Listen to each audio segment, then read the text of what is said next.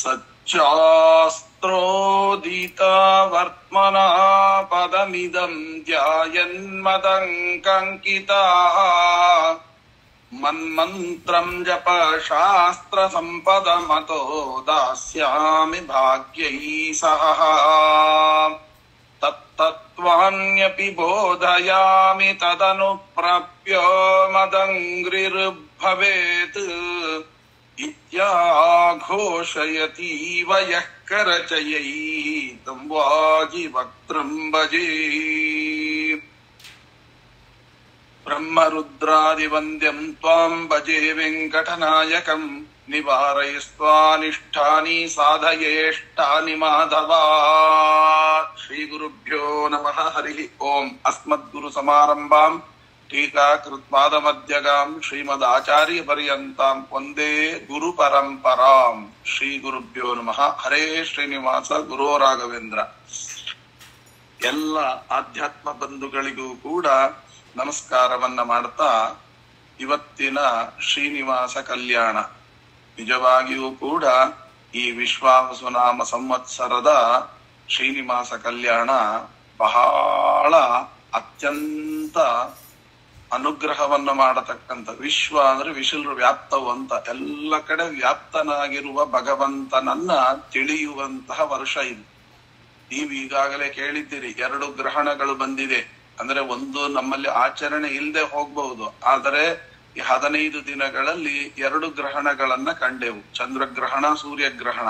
ಅದರಿಂದ ಎಲ್ಲಾ ಕಡೆ ಹೇಳ್ತಾರೆ ಆಪತ್ತು ಆಪತ್ತು ಆಪತ್ತು ಅಂತ. 3 ತಿಂಗಳವರೆಗೆ ಇದರ ಆಪತ್ತಿರುತ್ತೆ ಅಂತ.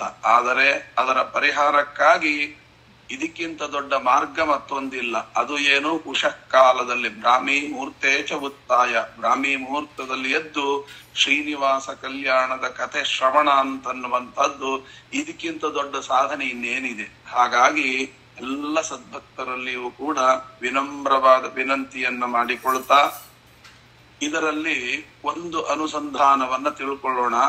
ಈ 4 ಪರ್ವತಕ್ಕೆ ಹೆಸರುಗಳು ಯಾಕೆ ಬಂತು ಅಂತ ಅಷ್ಟೇ ನಾವು ನಿನ್ನೆ ತಿಳಿದುಕೊಂಡೆವು.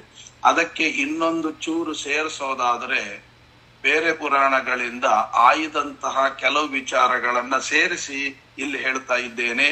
ಈ ತಿರುಪತಿ ಶ್ರೀನಿವಾಸನ ಬೆಟ್ಟ ಇದೆಯಲ್ಲ, ಇದು ಏನು ಅಂತ ಕೇಳಿದ್ರೆ ಸಾಕ್ಷಾತ್ ಭಗವಂತನ ವಿಶ್ವರೂಪ. ವಿಶ್ವರೂಪ ಅಂದ್ರೆ ಏನು? ಅರ್ಜುನನಿಗೆ ಎಂತಹ ಮತ್ತೆ ತುಕ್ಕು ಹಿಡಿದಿತ್ತು ಮನಸ್ಸಿನ ರೋಗ ಅಂತಂದ್ರೆ, ನಾನು ಯುದ್ಧ ಮಾಡೋದಿಲ್ಲ, ನಮ್ಮ ಬಂಧುಗಳನ್ನ ನಾನು ಕೊಲ್ಲಿಕ್ ತಯಾರಿಲ್ಲ ಅಂತ ಹೇಳಿ, ಹೀಗೆ ಅನೇಕ ವಿಧವಾಗಿರತಕ್ಕಂತಹ ರೀತಿಯಲ್ಲಿ ಮನೋರೋಗಕ್ಕೆ ತುತ್ತಾಗಿದ್ದ ಈ ಅರ್ಜುನ. ಇಂತಹ ಸಂದರ್ಭದಲ್ಲಿ ಆ ಅರ್ಜುನನಿಗೆ ಪರಮಾನುಗ್ರಹವನ್ನ ಮಾಡುವುದಕ್ಕಾಗಿ ಭಗವಂತ ಮಾಡಿ ಎಷ್ಟೋ ವಿಷಯಗಳನ್ನ ಹೇಳಿದ. ಆದರೆ ಅದಕ್ಕೆ ಅವನು ಬಗ್ಗಲಿಲ್ಲ. ಕೊನೆಗೆ ಏನ್ ಮಾಡಿದ್ರು? ತನ್ನ ಇಡೀ ವಿಶ್ವರೂಪವನ್ನ ತೋರಿದ್ರು. ಆಗ ಆ ವಿಶ್ವರೂಪವನ್ನ ತೋರಿದ ಕೂಡ್ಲೆ ಮನೋರೋಗ ಎಲ್ಲ ಪರಿಹಾರ ಆಗೋಯ್ತು. ಹಾಗೆ ನಮಗೂ ಕೂಡ ಅರ್ಜುನನಂತೆ ದೊಡ್ಡ ಮನೋರೋಗಕ್ಕೊಳಗಾಗಿದ್ದೇವೆ. ಏನು ಅಂದ್ರೆ, ಶಾಸ್ತ್ರ ಎಷ್ಟೇ ಹೇಳಲಿ, ವಿದ್ವಾಂಸರು ಎಷ್ಟೇ ಹೇಳಲಿ, ಎಲ್ಲಾ ಪಂಡಿತರು ಏನೇ ಹೇಳಲಿ, ನಾವಿರೋದೇ ಹೀಗೆ ಅಂತ ಹೇಳಿ ಒಂದು ಚೂರು ನಮ್ಮನ್ನ ನಾವು ತಿದ್ದುಪಡಿ ಮಾಡ್ಕೊಳ್ಳಿಕ್ ನಾವು ತಯಾರಿಲ್ಲ. ನಾವ್ ಹೇಗಿರ್ತೇವೋ ಹಾಗೆ. ಮತ್ತೆ ಅವ್ರು ಹೇಳ್ತಿರ್ತಾರೆ, ನಾವು ಕೇಳ್ತಿರ್ಬೇಕು ಅಷ್ಟೇ ಹೊರತು ನಾವು ನಮ್ಮನ್ನ ತಿದ್ದುಪಡಿ ಮಾಡಿಕೊಳ್ಳಬಾರದು ಅನ್ನುವಷ್ಟರ ಮಟ್ಟಿಗೆ ತುಕ್ಕು ಹಿಡಿದಿರ್ತದೆ ನಮ್ಮ ಮನಸ್ಸುಗಳು. ಇಂತಹ ಮನಸ್ಸನ್ನ ಸರಿಪಡಿಸಲಿಕ್ಕೆ ನಾವೇನ್ ಮಾಡ್ಬೇಕು? ಅರ್ಜುನನಿಗೆ ಕೃಷ್ಣ ಮಾಡಿದಂತೆ 19 ತಲೆಯ ಒಂದು ವಿಶ್ವರೂಪವನ್ನ ತೋರಿದ.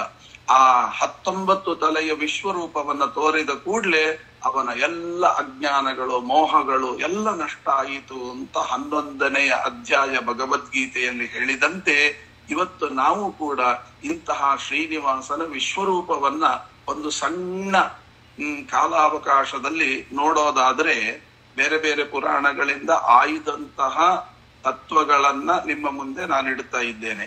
ಇದಕ್ಕೆ 19 ಹೆಸರುಗಳಿದೆ ಅಂತ ತಿಳಿದುಕೊಂಡ್ರೆ, ಅಂದ್ರೆ ತಿರುಪತಿ ಬೆಟ್ಟ ಏನಿದೆ, ತಿರುಮಲ ಬೆಟ್ಟ, ಇದು 19 ಹೆಸರುಗಳಿಂದ ಕೂಡಿರುವಂತಹದ್ದು ಅಂತ ಒಮ್ಮೆ ಚಿಂತನೆ ಮಾಡಿಬಿಟ್ರೆ, ಇಡೀ 19 ತಲೆಯ ವಿಶ್ವರೂಪವನ್ನ ನೋಡಿದ ಪುಣ್ಯ. 19 ತಲೆಯ ವಿಶ್ವರೂಪ ನೋಡಿದವನಿಗೆ ಹೇಗೆ ಅರ್ಜುನನಿಗೆ ತುಕ್ಕು ಹಿಡಿದ ಮನಸ್ಸು ಸ್ವಚ್ಛವಾಯಿತೋ ನಮ್ಮ ಮನಸ್ಸು ಕೂಡ ಸ್ವಚ್ಛವಾಗುವುದರಲ್ಲಿ ಸಂದೇಹವಿಲ್ಲ. ಹಾಗಾದ್ರೆ ಏನಿದು ಅಂತಂದ್ರೆ ನಿನ್ನೆ ನಾನು ಹೇಳಿದೆ ವೃಷಭಾದ್ರಿ ಅಂತ ಇದಕ್ಕೆ ಹೆಸರು. ವೃಷಭಾದ್ರಿ ಅಂದ್ರೆ ಏನು?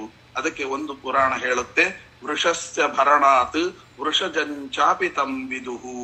ಅಂದ್ರೆ ಏನರ್ಥ ಅಂದ್ರೆ ವೃಷ ಅಂತಂದ್ರೆ ಧರ್ಮ, 4 ಪಾದದ ಒಂದು ಧರ್ಮ. ಆ ಧರ್ಮವನ್ನು ಈ ಪರ್ವತ ಭರಣ ಮಾಡಿದೆ, ಆದ್ದರಿಂದ ಇದಕ್ಕೆ ವೃಷಭಾದ್ರಿ ಅಂತ. ನಿನ್ನೆ ನಾನು ಹೇಳಿರ್ತಕ್ಕಂಥದ್ದು ಕತೆ ಏನು ಅಂತ, ವೃಷಭಾಸುರನ ಪ್ರಾರ್ಥನೆಯಂತೆ ಅಂದ್ರೆ ವೃಷ ಎಂಬತಕ್ಕಂಥ ಧರ್ಮ ದೇವತೆಯ ಪ್ರಾರ್ಥನೆಯಂತೆ ಭಗವಂತ ಅವನನ್ನ ಸಂಹಾರ ಮಾಡಿರ್ತಕ್ಕಂತಹದ್ದು. ಯಾರು? ಆ ವೃಷಭಾಸುರನ ಸಂಹಾರ ಮಾಡಿ ಅನುಗ್ರಹ ಮಾಡಿದ್ದರಿಂದ, ಅಂದ್ರೆ ಅವನಿಗೆ ಶಾಪ ವಿಮೋಚನೆಯಾಗುವಂತೆ ಮಾಡಿದ್ದರಿಂದ ಇದಕ್ಕೆ ವೃಷಭಾದ್ರಿ ಅಂತ ಹೆಸರು. ಇನ್ನು ಎರಡನೆಯದಾಗಿ ನಾವು ನೋಡಿದಾಗ ಇದಕ್ಕೆ ಮತ್ತೊಂದು ಹೆಸರಿದೆ. ಏನು ಅಂತಂದ್ರೆ ಅಂಜನಾದ್ರಿ ಅಂತ. ಸಂಸ್ಕೃತದಲ್ಲಿ ನಿನ್ನೆ ನಾನು ಹೇಳಿದೆ ಅಂಜನಾದ್ರಿ ಅಂತಂದ್ರೆ, ಅಂಜ ಅಂದ್ರೆ ಕಣ್ಣೀರು, ಮಕ್ಕಳಿಲ್ಲದಿರುವಂತಹ ದುಃಖ, ಅಂತಹ ಕಣ್ಣೀರನ್ನ ಇಲ್ಲದಂತೆ ಮಾಡಿದ ಪರ್ವತವಾದ್ದರಿಂದ ಇವನಿಗೆ ಈ ಪರ್ವತಕ್ಕೆ ಅಂಜನಾದ್ರಿ ಅಂತ ಮಾಮೂಲು ಒಂದು ಅರ್ಥ. ಇನ್ನೊಂದು ಅರ್ಥವನ್ನ ನಾವು ನೋಡೋದಾದ್ರೆ ಮತ್ತೆ ಈ ಪರ್ವತ ಎಂತಹದ್ದು ಅಂದ್ರೆ, ಅಂಜ ಅಂದ್ರೆ ಕಣ್ಣು ದೋಷ, ಕಣ್ಣಿನ ದೋಷವನ್ನು ಪರಿಹಾರ ಮಾಡುವ ಪರ್ವತವಾದ್ದರಿಂದ ಇದನ್ನ ಅಂಜನಾದ್ರಿ ಅಂತ. ಹೇಗೆ? ಅನಕ್ಕಿ ನೇತ್ರ ದೋಷಂ ಇತಿ ಅಂಜನಾ ಅಂತ ಅದನ್ನ ಬರೀತಾರೆ. ಹಾಗಾಗಿ ನೇತ್ರ ದೋಷವನ್ನು, ಧರ್ಮವನ್ನು ಧಾರಣೆ ಮಾಡಿದ್ದರಿಂದ ವೃಷಭಾಚಲ ಅಂತ ಹೇಗೋ ಹಾಗೆ ಕಣ್ಣಿನ ದೋಷವನ್ನು ಪರಿಹಾರ ಮಾಡುವ ಪರ್ವತವಾದ್ದರಿಂದ ಇದಕ್ಕೆ ಅಂಜನಾದ್ರಿ ಅಂತ. ಇನ್ನು ಮೂರನೇದಾಗಿ ನಾವು ನೋಡಿದಾಗ ಶೇಷಾಚಲ ಅಂತ ಹೆಸರು ಬಂತು. ಶೇಷಾಚಲ ಅಂದ್ರೆ ಏನು ಅಂದ್ರೆ, ಭಗವಂತನಿಗೆ ಹಾಸಿಗೆಯಾಗಿ ಸೇವೆ ಮಾಡಿರತಕ್ಕಂತ ಶೇಷದೇವರು ಭಗವಂತನ ಸೇವೆಗಾಗಿ ಇಲ್ಲಿ ಪರ್ವತಾಕಾರವಾಗಿ ಇರೋದರಿಂದ ಶೇಷಾದ್ರಿ ಅಂತ. ಅದಕ್ಕೆ ಹೇಳ್ತಾರೆ ಶೇಷಾದ್ರಿ ಕಶಿಪೂ ಕೃತ್ಯ ಯಂ ಶೇತೆ ಗಿರೀಶಂ ಇತ್ಯಾದಿಷ್ಟತಿ ಅಂತ. ಅಂದ್ರೆ ಏನರ್ಥ ಅಂದರೆ, ಭಗವಂತ ನಮ್ಮ ಒಳಗಡೆ ಮಲಗಿದ್ದಾನೆ. ಹಾಗಾದ್ರೆ ಏನರ್ಥ? ಶೇಷ ಅನ್ನುವ ಶಬ್ದಕ್ಕೆ ಬಿಂಬರೂಪನಾಗಿರತಕ್ಕಂಥ ಪರಮಾತ್ಮ ನಮ್ಮ ಹೃದಯದಲ್ಲಿ ಮಲಗಿದ್ದರಿಂದ ನಾವಿಷ್ಟೆಲ್ಲ ಓಡಾಡ್ತಾ ಇದ್ದೇವೆ, ಇಲ್ಲದ್ರೆ ಓಡಾಡ್ತಾ ಇಲ್ಲ. ಅಂದ್ರೆ ಅಂತರ್ಯಾಮಿಯಾದಂತ ಭಗವಂತನೇ ಶೇಷಾದ್ರಿ ಅಂತ ಹೀಗೊಂದು ಚಿಂತನೆಯನ್ನ ಮಾಡಬಹುದು ಅಂತ. ಅಲ್ಲಿಗೆ 3 ಪರ್ವತಗಳ ಚಿಂತನೆ ಆಯಿತು. ಇನ್ನು 4ನೇ ಪರ್ವತದ ಚಿಂತನೆ ಅಂದ್ರೆ ಇದಕ್ಕೆ ವೆಂಕಟಾದ್ರಿ ಅಂತ ಕರೀತಾರೆ ಅಂತ. ವೇಂ ಅಂದ್ರೆ ಪಾಪಂ, ಕಟತೆ ಅಂದ್ರೆ ನಾಶತೆ. ಪರ್ವತದ ದರ್ಶನ ಮಾತ್ರದಿಂದಲೇನೆ, ಯಾವ ಪರ್ವತದ ದರ್ಶನ ಮಾತ್ರದಿಂದಲೇನೆ ನಮ್ಮ ಪಾಪಗಳೆಲ್ಲವೂ ಕೂಡ ಸುಟ್ಟು ಹೋಗುತ್ತೋ ಅದಕ್ಕೆ ವೆಂಕಟಾದ್ರಿ ಅಂತ. ಇದು ಸಾಮಾನ್ಯವಾಗಿರ್ತಕ್ಕಂಥ ಎಲ್ರೂ ಮಾಡುವ ಅರ್ಥ. ಅದಕ್ಕೆ ವೇಂ ಪಾಪಂ ಕಟತೆ ಎಸ್ತು ಪಾಪದಾಹನ ಶಕ್ತಿತಃ ಅಂತ ಹೇಳಿದ್ದರಿಂದ ಪಾಪವನ್ನು ಸುಟ್ಟು ಹಾಕುವಂತ ಪರ್ವತ ಅಂತ. ಆದ್ರೆ ಒಂದು ಪುರಾಣ ಹೇಳಿದಂತೆ, ಕೆಲವು ವ್ಯಾಖ್ಯಾನಕಾರರು ಹೇಳಿದಂತೆ, ವೇಂ ಅನ್ನುವ ಶಬ್ದಕ್ಕೆ ಅಮೃತ ಅಂತ ಒಂದು ಅರ್ಥ ಇದೆ. ಕಟ ಅಂದ್ರೆ ಐಶ್ವರ್ಯ ಅಂತ ಅರ್ಥ. ವೇಂ ಅಂದ್ರೆ ಅಮೃತ, ಕಟ ಅಂದ್ರೆ ಐಶ್ವರ್ಯ. ಎರಡನ್ನು ಕೊಡುತ್ತೆ, ಅಮೃತವನ್ನು ಕೊಡುತ್ತೆ, ಕಟವನ್ನು ಕೊಡುತ್ತೆ. ಕಟ ಅಂದ್ರೆ ಐಶ್ವರ್ಯವನ್ನು ಕೊಡುತ್ತೆ. ಅದನ್ನೇ ವೆಂಕಟೇಶ್ವರ ಸ್ತೋತ್ರದಲ್ಲಿ ಹೇಳಿದಾಗೆ ಭುಕ್ತಿ ಮುಕ್ತಿ ಫಲಪ್ರದಂ. ಭುಕ್ತಿ ಅಂತನ್ನುವ ಶಬ್ದಕ್ಕೆ ಇಹಲೋಕದ ಸುಖ, ಮುಕ್ತಿ ಅಂದ್ರೆ ಪರಲೋಕದ ಸುಖ. ಹೀಗೆ ಇಹಲೋಕದ ಸುಖ, ಪರಲೋಕದ ಸುಖ ಎರಡನ್ನು ಕೊಡುವಂತಹ ಪರ್ವತವಾದ್ದರಿಂದ ಇದಕ್ಕೆ ವೆಂಕಟಾಚಲ ಅಂತ ಕರೀತಾರೆ ಅಂತ 4ನೇಯದು. ಇದಿಷ್ಟು ನಿನ್ನೆ ಬಂದಿರತಕ್ಕಂಥದ್ದು. ಅದಕ್ಕೆ ಆಧ್ಯಾತ್ಮದ ಅರ್ಥದ ಚಿಂತನೆ. ಇನ್ನು 5ನೇಯದ್ದು, ಈ ಪರ್ವತಕ್ಕೆ ಕ್ರೀಡಾದ್ರಿ ಅಂತ ಕರೀತಾರೆ. ಅಂದ್ರೆ ಶ್ರೀನಿವಾಸ ದೇವರು ಲಕ್ಷ್ಮೀ ಸಹಿತನಾಗಿ ವಿಹಾರ ಮಾಡ್ಲಿಕ್ಕೆ ಈ ಪರ್ವತವನ್ನ ಆರಿಸಿಕೊಂಡಾದ್ದರಿಂದ ಅದಕ್ಕೆ ಕ್ರೀಡಾದ್ರಿ ಅಂತ ಕರೀತಾರೆ. ಇನ್ನ 6ನೇದಾಗಿ ನಾವು ನೋಡಿದಾಗ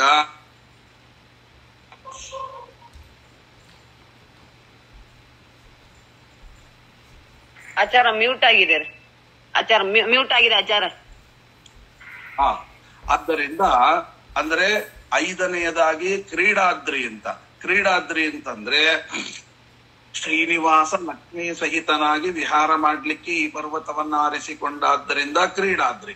ಹಾಗೆ ಆರನೇದಾಗಿ ಚಿಂತಾಮಣಿ ಪರ್ವತ ಅಂತ. ಚಿಂತಾಮಣಿ ಪರ್ವತ ಅಂದ್ರೆ ಇದರ ದರ್ಶನಾದಿಗಳಿಂದಲೇನೆ ಚಿಂತಿತವಾದ ಬಯಕೆಗಳೆಲ್ಲ ಈಡೇರುತ್ತೆ. ಈ ಪರ್ವತವನ್ನು ನೋಡೋದರಿಂದಲೇನೆ ಇಷ್ಟಾರ್ಥಗಳೆಲ್ಲ ನೆರವೇರುತ್ತೆ. ಇದಕ್ಕೆ ಹೆಸರು ಚಿಂತಾಮಣಿಗಿರಿ ಅಂತ. ಇನ್ನ ಏಳನೇದಾಗಿ ಇದಕ್ಕೆ ಜ್ಞಾನಾದ್ರಿ ಅಂತ ಕರೀತಾರೆ. ಜ್ಞಾನಾದ್ರಿ ಅಂದ್ರೆ ಭಕ್ತರಿಗೆ ಜ್ಞಾನವನ್ನು ನೀಡಿ ಮೋಕ್ಷ ಮಾರ್ಗವನ್ನು ಕೊಡ್ತಾನೆ. ಆದ್ದರಿಂದ ವಾದಿರಾಜ ಶ್ರೀಪಾದಂಗಳವರು ಹೇಳಿದಂತೆ ಜ್ಞಾನದಾಯಿನಿ ಸರ್ವೇಶೇ, ನಮಗೆ ಜ್ಞಾನವನ್ನು ಕೊಡುತ್ತೆ. ಯಾರು ಜ್ಞಾನವನ್ನು ಅಪೇಕ್ಷಿಸಿಕೊಂಡು ಶ್ರೀನಿವಾಸನಲ್ಲಿ ಬೇಡಿಕೊಳ್ತಾರೆ ಅವರಿಗೆ ತತ್ವಜ್ಞಾನವನ್ನು ಕೊಡ್ತದೆ. ಆದ್ದರಿಂದ ಇದಕ್ಕೆ ಜ್ಞಾನಾದ್ರಿ ಅಂತ ಕರೀತಾರೆ ಅಂತ ಏಳನೇದು. ಇನ್ನು ಎಂಟನೆಯದಾಗಿ ತೀರ್ಥಾದ್ರಿ ಅಂತ. ಯಾಕೆ ಇದಕ್ಕೆ ತೀರ್ಥಾದ್ರಿ ಅಂತ ಕರೀತಾರೆ ಅಂದ್ರೆ ಈ ಒಂದು ಪರ್ವತ ಹಾಗೆ ನಮಗೆ ಕಾಣ್ತದೆ, ಆದ್ರೆ ಆ ಪರ್ವತದೊಳಗೆ 33 ಕೋಟಿ ತೀರ್ಥಗಳು ನೆಲೆಯಾಗಿದೆ. ಆದ್ದರಿಂದ ಇದನ್ನ ತೀರ್ಥಾದ್ರಿ ಅಂತ ಕೂಡ ಕರೀತಾರೆ. ಇನ್ನು 9ನೇದಾಗಿ ನಾವು ನೋಡಿದಾಗ ಶ್ರೀನಿವಾಸಾದ್ರಿ ಅಂತ ಕೂಡ ಕರೀತಾರೆ. ಇದಕ್ಕೆ ಬೇರೆ ಬೇರೆ ಪುರಾಣಗಳಲ್ಲಿ ಕರೆದದ್ದನ್ನ ಸಂಗ್ರಹಿಸಿ ನಾನು ಹೇಳ್ತಾ ಇದ್ದೀನಿ. ಶ್ರೀನಿವಾಸಾದ್ರಿ ಅಂತ. ಶ್ರೀನಿವಾಸಾದ್ರಿ ಅಂದ್ರೆ ದೇವತೆಗಳ ತಪಸ್ಸಿಗೆ ಮೆಚ್ಚಿ ಶ್ರೀ ಭೂ ಸಹಿತನಾಗಿ ಶ್ರೀನಿವಾಸ ದೇವರು ಇಲ್ಲಿ ಅಭಿವ್ಯಕ್ತನಾದದ್ದರಿಂದ ಇದಕ್ಕೆ ಶ್ರೀನಿವಾಸಾದ್ರಿ ಅಂತ ಕರೀತಾರೆ ಅಂತ. ಇದು 9ನೇ ಹೆಸರು. ಇನ್ನು 10ನೇ ಹೆಸರನ್ನ ನಾವು ನೋಡಿದಾಗ ಇದಕ್ಕೆ ಪುಷ್ಕರಾದ್ರಿ ಅಂತ ಕರೀತಾರೆ. ಪುಷ್ಕರಾದ್ರಿ ಅಂದ್ರೆ ಈ ಪರ್ವತದಲ್ಲಿ ಪುಷ್ಕ ಅಂದ್ರೆ ಕಮಲ, ಆದ್ದರಿಂದ ಕಮಲಗಳು ಪುಷ್ಕಲವಾಗಿ ಲಭಿಸುತ್ತದೆ. ಆದ್ದರಿಂದ ಈ ಪರ್ವತಕ್ಕೆ ಪುಷ್ಕರಾದ್ರಿ ಅಂತ ಹೆಸರು. ಇನ್ನು 11ನೇದಾಗಿ ಆನಂದಾದ್ರಿ ಅಂತ. ಯಾಕೆ ಅಂತಂದ್ರೆ ಆನಂದ ಪೂರ್ಣನಾಗಿರತಕ್ಕಂತ ಭಗವಂತ ಮೇರುವಿನ ಮಗ ಆನಂದ ಪರ್ವತ. ಆದ್ದರಿಂದ ಈ ಆನಂದಾದ್ರಿಯಿಂದ ಕೂಡಿರುವ ಈ ಪರ್ವತದಲ್ಲಿ ತನ್ನ ಆನಂದ ಪೂರ್ಣವಾದ ಕ್ರೀಡೆಯನ್ನ ಭಕ್ತರ ಆನಂದಕ್ಕಾಗಿ ತೋರಿಸ್ತಾನೆ. ಆದ್ದರಿಂದ ವೈಕುಂಠದಲ್ಲಿರತಕ್ಕಂತಹ ಆನಂದ ನಿಲಯವೆಂಬ ವಿಮಾನ ಇರೋದರಿಂದ ಇದಕ್ಕೆ ಆನಂದಾದ್ರಿ ಅಂತ. ಅದರ ಬಗ್ಗೆ ಮುಂದೆ ವಿವರಣೆ ಕೊಡ್ತೇನೆ. ಯಾಕೆ ಅಂದ್ರೆ ಅಲ್ಲಿ ದರ್ಶನ ಮಾಡಿದ ಕೂಡಲೇ ಹೊರಗಡೆ ಬಂದು ವಿಮಾನಗಿರಿ ಅಂತ ನಾವು ನೋಡ್ತೇವೆ. ಅದು ಯಾಕೆ ಬಂತು, ಯಾರಿಂದ ಬಂತು, ಹೇಗೆ ಬಂತು, ನಾವು ಯಾಕೆ ಶ್ರೀನಿವಾಸನ ದರ್ಶನ ಮಾಡಿಕೊಂಡು ಬಂದು ಆ ನಂತರ ವಿಮಾನ ಶ್ರೀನಿವಾಸನನ್ನ ನೋಡ್ಬೇಕು, ನೋಡಿದ್ರೇನೆ ತಿರುಪತಿ ಯಾತ್ರೆ ಪೂರ್ಣ ಆಗುತ್ತೆ, ಇದರ ಬಗ್ಗೆ ಎಲ್ಲ ಮುಂದೆ ವಿವರಣೆ ಕೊಡುವನಿದ್ದೇನೆ. ಇರ್ಲಿ, ಈಗ ಸದ್ಯಕ್ಕೆ ನಾವು ತಿಳ್ಕೊಳ್ಳೋದಾದ್ರೆ ಆನಂದಾದ್ರಿ ಅಂದ್ರೆ ಆನಂದ ಪೂರ್ಣನಾಗಿರತಕ್ಕಂಥ ಭಗವಂತ ಮೇರುವಿನ ಮಗನಾದಂತ ಆನಂದಾದ್ರಿಯಿಂದ ಕೂಡಿ ಈ ಪರ್ವತದಲ್ಲಿ ವಾಸವಾಗಿದ್ದಾನೆ. ಹಾಗಾಗಿ ತನ್ನ ಆನಂದ ಪೂರ್ಣವಾಗಿರತಕ್ಕಂತಹ ಕ್ರೀಡೆಯನ್ನ ಭಕ್ತರ ಆನಂದಕ್ಕಾಗಿ ತೋರಿಸ್ತಾನೆ. ಆದ್ದರಿಂದ ವೈಕುಂಠದಲ್ಲಿರತಕ್ಕಂಥ ಆನಂದ ನಿಲಯ ಎಂಬತಕ್ಕಂತಹ ಒಂದು ವಿಮಾನ, ಅದು ಆನಂದ ನಿಲಯ ಎಂಬತಕ್ಕಂಥ ವಿಮಾನ ಅದು ಇಲ್ಲಿದೆ. ಆದ್ದರಿಂದ ಇದಕ್ಕೆ ಆನಂದಾದ್ರಿ ಅಂತ ಕರೀತಾರೆ. ಇನ್ನು ಇದಕ್ಕೆ ಶ್ರೀಶೈಲಾದ್ರಿ ಅಂತ ಕೂಡ ಕರೀತಾರೆ. ಯಾಕೆ ಅಂದ್ರೆ ಶ್ರೀ ಅಂದ್ರೆ ಲಕ್ಷ್ಮಿ, ಅದರಿಂದ ಶೈಲ ಅಂದ್ರೆ ಇರೋದು, ಅಂದ್ರೆ ಲಕ್ಷ್ಮೀ ನಿವಾಸ ಸ್ಥಾನವಾದದ್ದರಿಂದ ಇದನ್ನ ಆಶ್ರಯಿಸಿದವರಿಗೆ ಸಂಪತ್ತು ಪ್ರದಾಯಕವಾಗಿರುವುದರಿಂದ ಇದನ್ನ ಶ್ರೀಶೈಲಾದ್ರಿ ಎಂಬುದಾಗಿ ಕರೀತಾರೆ. ಇನ್ನು 13ನೇದಾಗಿ ಕನಕಾದ್ರಿ ಅಂತ ಕರೀತಾರೆ. ಅಂದ್ರೆ ಕನಕ ಪರ್ವತವಾದ್ದರಿಂದ, ಮೇರುವಿನ ಸಂಬಂಧಿ ಪರ್ವತವಾದ್ದರಿಂದ, ಮೇರು ಬಂಗಾರಮಯವಾದದ್ದರಿಂದ, ಇದರ ಸಂಬಂಧಿ ಆದ್ದರಿಂದ ಇದಕ್ಕೂ ಕೂಡ ಕನಕಾದ್ರಿ ಅಂತ ಕರೀತಾರೆ. ಇನ್ನೊಂದು ಹೆಸರಿದೆ ನಾರಾಯಣಾದ್ರಿ ಅಂತ. ನಾರಾಯಣನೆಂಬ ವಿಪ್ರ ಭಗವಂತನ ತಪಸ್ಸಿನಿಂದ ಮೆಚ್ಚಿಸಿದ ಕಾರಣ ಇದಕ್ಕೆ ನಾರಾಯಣಾದ್ರಿ. ನಾರಾಯಣ ಎಂಬ ಒಬ್ಬ ದೊಡ್ಡ ಬ್ರಾಹ್ಮಣ, ಆ ಬ್ರಾಹ್ಮಣ ಈ ಭಗವಂತನನ್ನ ತಪಸ್ಸು ಮಾಡಿ ಒಲಿಸಿಕೊಂಡ ಪರ್ವತವಾದ್ದರಿಂದ ಇದಕ್ಕೆ ನಾರಾಯಣಾದ್ರಿ ಅಂತ ಕರೀತಾರೆ. ಅಲ್ಲಿಗೆ ನಮಗೆ 14 ಹೆಸರುಗಳು ಸಿಕ್ತು. ಇನ್ನು 15ನೇ ಹೆಸರು ಗರುಡಾದ್ರಿ ಅಂತ. ಯಾಕೆ ಅಂದ್ರೆ ವರಾಹ ರೂಪಿಯಾಗಿರ್ತಕ್ಕಂಥ ಭಗವಂತ ತನ್ನ ಈ ರೂಪವನ್ನ ಲಕ್ಷ್ಮಿಗೆ ತೋರಿಸಲು ಇಚ್ಛಿಸದೆ ತನ್ನ ಈ ರೂಪವನ್ನು ತೋರಿಸೋದಿಲ್ಲ ಅಂತ ಇಚ್ಛೆ ಪಟ್ಟು ವೈಕುಂಠದ ಒಂದು ಭಾಗವನ್ನ ತರುವಂತೆ ಗರುಡನಿಗೆ ಆದೇಶ ಮಾಡಿದಾಗ ಗರುಡ ದೇವರು ಯಾಕೆ ಅಂತ ಕೇಳಿದ್ರೆ ಅವನಿಗೆ ಆ ವರಾಹ ಎಲ್ಲ ವರಾಹದಂತೆ ಅಲ್ಲ, ಈ ವರಾಹನಿಗೆ ತಲೆಯ ಮೇಲೆ ಕೋಡಿತ್ತು. ಆಕಳಿಗೆ 2 ಕೋಡಿ ಇರ್ತದಲ್ಲ ಹಾಗೆ ಈ ವರಾಹನಿಗೆ ತಲೆ ಮೇಲೆ ಒಂದು ಕೋಡಿತ್ತು. ಹಾಗಾಗಿ ಅವನಿಗೆ ವಿಷ್ಣು ಸಹಸ್ರನಾಮದಲ್ಲಿ ಕರೆಯುವಾಗ ನೈಕ ಶೃಂಗೋ ಗದಾಗ್ರಜಃ ಅಂತ ಹೇಳುವಂತದ್ದು. ಏಕಶೃಂಗ ಅಂತ ದೇವರಿಗೊಂದು ಹೆಸರಿದೆ. ಯಾಕೆ? ವರಾಹ ರೂಪಿಯಾಗಿರ್ತಕ್ಕಂಥ ಪರಮಾತ್ಮ ಅಂದ್ರೆ ಇವನು ವಿಚಿತ್ರ, ಎಲ್ಲಾ ವರಾಹದಂತೆ ಇಲ್ಲ. ಯಾಕೆಂದ್ರೆ ಎಲ್ಲಾ ವರಾಹಕ್ಕೂ ತಲೆಯಲ್ಲಿ ಕೋಡಿರೋದಿಲ್ಲ, ಆದ್ರೆ ಇವನಿಗೆ ತಲೆಯಲ್ಲಿ ಕೋಡಿತ್ತು. ಆದ್ದರಿಂದ ಆ ಕೋಡಿನಿಂದಲೇನೆ ಹಿರಣ್ಯಾಕ್ಷನನ್ನ ಚುಚ್ಚಿಕೊಂದದ್ದು. ದಂಷ್ಟ್ರಯಾಹತಃ ಪ್ರಥಮಂ ದಂಷ್ಟ್ರಯಾಹತಃ ಅಂತ ಶ್ರೀಮದ್ ಆಚಾರ್ಯರು ನಿರ್ಣಯ ಕೊಡೋದರಿಂದ ತಲೆಯ ಮೇಲೆ ಆ ಕೋಡನ್ನ ತೋರಿಸಲಿಕ್ಕೆ ಇಷ್ಟವಿಲ್ಲವಾದ್ದರಿಂದ ತಾನು ಏನು ಮಾಡಿದ, ಈ ಲಕ್ಷ್ಮಿಗೆ ತೋರಿಸಬಾರದು ಅಂತ ತಿಳಿದುಕೊಂಡು ವೈಕುಂಠದ ಒಂದು ಭಾಗವನ್ನೇ ಇಲ್ಲಿ ತಂದು ಗರುಡನಿಗೆ ಹೇಳಿ ಆದೇಶಿಸಿದಾಗ ಅವನು ಇಟ್ಟ ಭಾಗವಾದ್ದರಿಂದ ಇದಕ್ಕೆ ಗರುಡಾದ್ರಿ ಎಂಬುದಾಗಿ ಕರೀತಾರೆ. ಅಲ್ಲಿಗೆ 15 ಪರ್ವತಗಳ ಹೆಸರಾಯಿತು. ಇನ್ನ 16ನೇ ಪರ್ವತದ ಹೆಸರು ವೈಕುಂಠಾದ್ರಿ ಅಂತ. ವೈಕುಂಠಾದ್ರಿ ಅಂದ್ರೆ ವೈಕುಂಠವೆನಿಸಿರತಕ್ಕಂತ ವಿಷ್ಣು ವೈಕುಂಠದಿಂದ ಡೈರೆಕ್ಟ್ ಆಗಿ ಇಲ್ಲಿ ಬಂದಿದ್ದಾನೆ. ತ್ಯಕ್ತ್ವಾ ವೈಕುಂಠಮುತ್ತಮಂ ಅಂತ. ಹಾಗಾಗಿ ವೈಕುಂಠವನ್ನ ಬಿಟ್ಟು ಸೀದ ಇಲ್ಲಿಗೆ ಬಂದದ್ದರಿಂದ ಇದಕ್ಕೆ ವೈಕುಂಠಾದ್ರಿ ಎಂಬುದಾಗಿ ಕರೀತಾರೆ. ಇನ್ನ 17ನೇದಾಗಿ ನರಸಿಂಹಾದ್ರಿ ಅಂತ ಕರೀತಾರೆ. ಈ ಪರ್ವತದಲ್ಲಿ ನರಸಿಂಹನು ಕೂಡ ಆವಿರ್ಭವಿಸಿದ್ದರಿಂದ ಇದಕ್ಕೆ ನರಸಿಂಹಾದ್ರಿ ಅಂತ ಕೂಡ ಕರೀತಾರೆ. ಇನ್ನು 18ನೇದಾಗಿ ವರಾಹಾದ್ರಿ ಅಂತ ಕರೀತಾರೆ. ಅಂದ್ರೆ ಆದಿವರಾಹನು ಕೂಡ ಇಲ್ಲಿಯ ಕ್ಷೇತ್ರ, ಆದಿವರಾಹನ ಕ್ಷೇತ್ರವಾದ್ದರಿಂದ ಇದಕ್ಕೆ ವರಾಹಾದ್ರಿ ಅಂತಲೂ ಕೂಡ ಕರೀತಾರೆ. ಕೊನೆಗೆ 19ನೆಯ ಮುಖ ಯಾವುದು ಅಂದ್ರೆ ನೀಲಾದ್ರಿ ಅಂತ.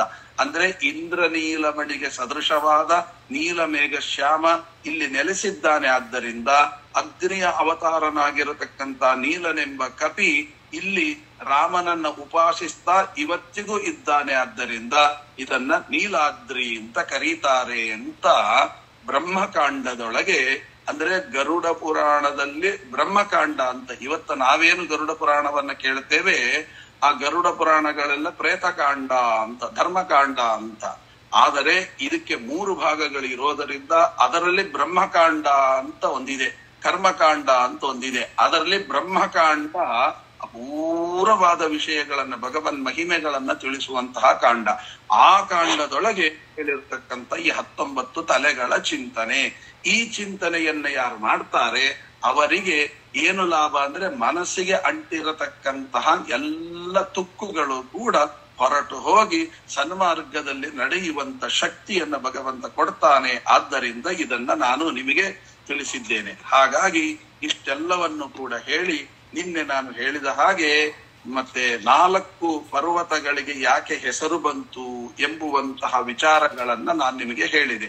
ಅದರಲ್ಲಿ ಮತ್ತೆ ಇವನಿಗೆ ಜನಕರಾಜನಿಗೆ ಯಾರು ಅಂದ್ರೆ ಊರ್ಮಿಳ ಎಂಬತಕ್ಕಂತಹವಳು ಮಗಳು ಅಂತ. ಹಾಗಾಗಿ ಊರ್ಮಿಳೆ ಮಾತ್ರ ಜನಕರಾಜನ ಮಗಳು. ಆದರೆ ಇವನಿಗೆ 2 ಮಕ್ಕಳು, ಮಾಂಡವ್ಯ, ಶ್ರುತಕೀರ್ತಿ ಅಂತ ತಮ್ಮನಿಗೆ. ಹಾಗಾದ್ರೆ ಅಣ್ಣನ ಮಗಳನ್ನ ಸೇರಿಸಿ ಇವನಿಗೆ ಯಾಕೆ ಹೇಳ್ತಾರೆ ಅಂತ ನೀವು ಕೇಳ್ಬೋದು. ಯಾಕೆ ಅಂತಂದ್ರೆ ಅವಳಿಗೂ ಮತ್ತು ಸೀತಮ್ಮ ಅಯೋನಿಜಳು, ಅವರಿಗೂ ಇವರಿಗೂ ಸಾಮ್ಯ ಇಲ್ಲ. ಹಾಗಾಗಿ ಗಂಡು ಮಕ್ಕಳು 3 ಜನ ಇದ್ರು. ಆದರೂ ಕೂಡ ಅವರು ದೊಡ್ಡವರಾದ್ದರಿಂದ ಯಾವುದೇ ಮಕ್ಕಳಿಗೆ ಆಟ ಆಡಬೇಕಾದ್ರೆ ಸಮಾನ ವಯಸ್ಕರವರು ಇದ್ರೆ ಮಾತ್ರ ಅವರು ಚೆನ್ನಾಗಿ ಬೆಳಿತಾರೆ. ಆದ್ದರಿಂದ ಈ ತಮ್ಮನ ಮಕ್ಕಳ ವಯಸ್ಸಿನವಳು ಊರ್ಮಿಳೆ. ಆದ್ದರಿಂದ ತನಗೆ ಮಗಳಾಗಿ ಹುಟ್ಟಿದ್ದರೂ ಕೂಡ ಅವಳು ಹೆಚ್ಚು ಕಾಲ ಆ ಕುಶಧ್ವಜನ ಮನೆಯಲ್ಲೇ ಬೆಳೀತಾ ಇದ್ಲು. ಊರ್ಮಿಳೆ ಎಂಬತಕ್ಕಂಥವಳು ಮಾಂಡವ್ಯ ಶ್ರುತಕೀರ್ತಿಯವರ ಜೊತೆಗೆ ಜಾಸ್ತಿ ಬೆಳೆದದ್ದರಿಂದ ಅವಳ ಮಗನೇ ಅಂದ್ರೆ ಆ ಕುಶಕೇತುವಿನ ಮಗಳೇ ಅಂತನ್ನುವಂತ ವ್ಯವಹಾರ ಅವರಿಗೆ ಬಂದು ಬಿಟ್ಟಿದೆ. ಹಾಗಾಗಿ ಇಲ್ಲಿ ನಿನ್ನೆ ನಾನು ಹೇಳಿದೆ 2 1 1 2 3 1 ಹೀಗೆ ಎಲ್ಲದಕ್ಕೂ ಪ್ರತ್ಯೇಕವಾದಂತ ಅರ್ಥವನ್ನ ನಾವು ತಿಳಿಸಿಕೊಂಡೆವು. ಇಷ್ಟಾದ ಮೇಲೆ ಆ ಕುಶಧ್ವಜ ಬೇರೆ ಯಾರು ಅಲ್ಲ, ಆಕಾಶರಾಜನೇ ಅನ್ನುವ ಮಾತನ್ನು ಕೂಡ ನಾವು ನಿನ್ನೆ ತಿಳಿದುಕೊಂಡಿದ್ದೇವೆ. ಹಾಗೆ ಇರುವಾಗ ಇಲ್ಲಿ ಅನೇಕ ಮಾತುಗಳನ್ನ ಹೇಳ್ತಾ ಆ 4 ಪರ್ವತಕ್ಕೆ ಹೆಸರುಗಳು ಯಾಕೆ ಬಂತು ಅಂತನ್ನುವಂತ ವಿಚಾರವನ್ನ ನಿನ್ನೆ ನಾನು ಹೇಳಿದ್ದು. ಇದಾದ ಮೇಲೆ ಯುಗಗಳಲ್ಲಿ ಬೇರೆ ಬೇರೆ ಹೆಸರು ಬರ್ಲಿಕ್ಕೆ ಅವನು ವೃಷಭಾಸುರ ಎಂಬತಕ್ಕಂಥವನು ದೊಡ್ಡ ರೀತಿಯಲ್ಲಿ ಪೂಜೆಯನ್ನ ತಪಸ್ಸನ್ನು ಮಾಡ್ತಾ ಇದ್ದ. ರೂಕ್ಷ ಕರ್ಮ ಕೃತು ಅಂತ ನಮಗೆ ಹೇಳ್ತದೆ. ರೂಕ್ಷ ಕರ್ಮ ಕೃತು ಅಂದ್ರೆ ತನ್ನ ತಲೆಯನ್ನೇ ಕಡಿದು ಆ ಭಗವಂತನಿಗೆ ಅರ್ಪಣೆ ಮಾಡ್ತಾ ಇದ್ದ. ಆದ್ದರಿಂದ ದೇವರು ಅಲ್ದ. ಇವೆಲ್ಲ ಪ್ರಶ್ನೆಗಳು ಬರುತ್ತೆ.